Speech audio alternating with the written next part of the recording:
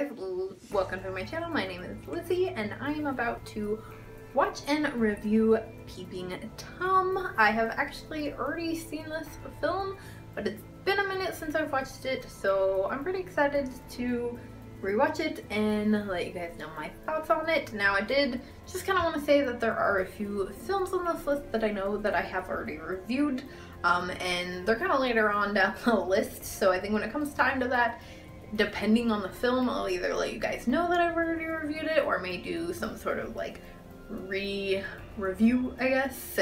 Maybe like a second chance for some of them. But depends on the film, because I know like Scream's on this list. You guys know my opinion on that film ain't gonna change, because I fucking love it. And I've done a whole series review of all of the Scream films.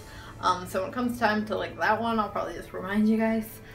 But yeah, I'll make those decisions closer to that time. So yeah, I'm excited, like I said, to rewatch this one and let you know my thoughts.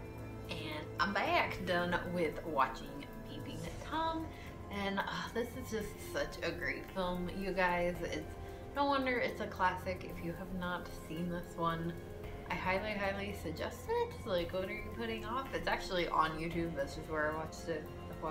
But if you don't know what Peeping Tom is about, it's about this man, not named Tom, named Mark, who basically is a peeping Tom, and it's him sort of filming a documentary about fear, but doing it as filming his victims when he killed them.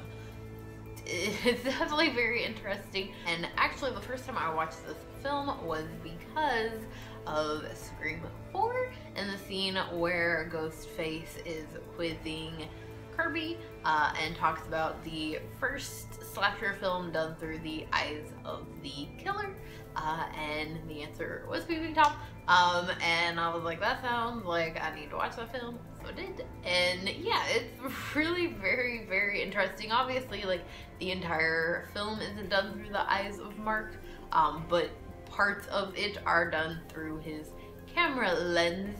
And yeah, it's definitely different. It's definitely a film that was ahead of its time. In fact, and I've heard about this before, but when I was looking it up as well, there was some information that basically the director of this film was, I guess, a pretty like well-known popular director until he created this film.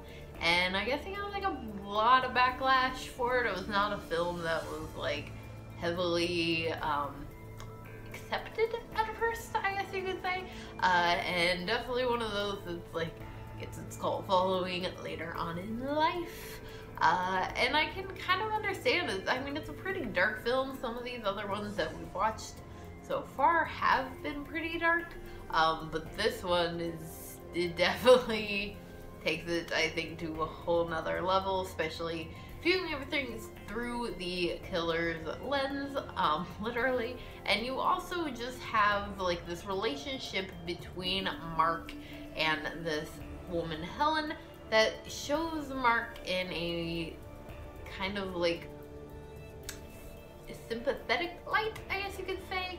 In fact, like, they go a lot into his background, his relationship with his father, which is very messed up and really like made him the creepy murderer that he is today.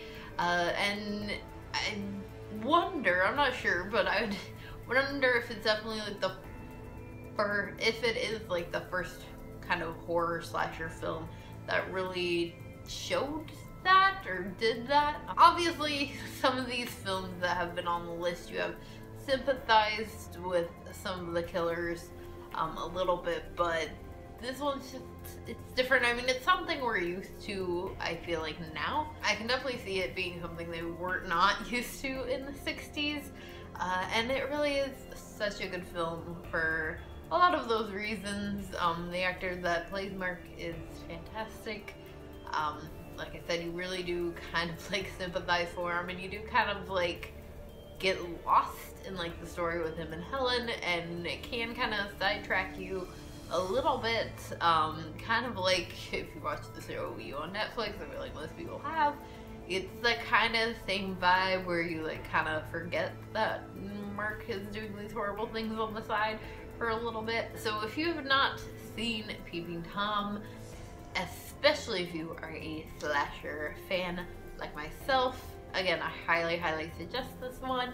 It is such a good film. I can't stop saying that enough, I guess. If you have seen Peeping Tom, let me know what your thoughts are on it in the comments below. If you did enjoy this review, please give it a big old thumbs up, and if you have not subscribed yet, make sure that you do so you do not miss any of the other 101 Days of Horror. I hope that you guys really are enjoying these. It's been a lot of fun. I know it's kind of different for my channel. You guys probably are not used to, like, I went from like not consistently uploading to literally uploading every day, but I'm challenging myself and I'm having fun doing it. So again, I hope that you guys are really enjoying these as much as I'm enjoying making them, and I will see you guys again tomorrow with another video. Bye!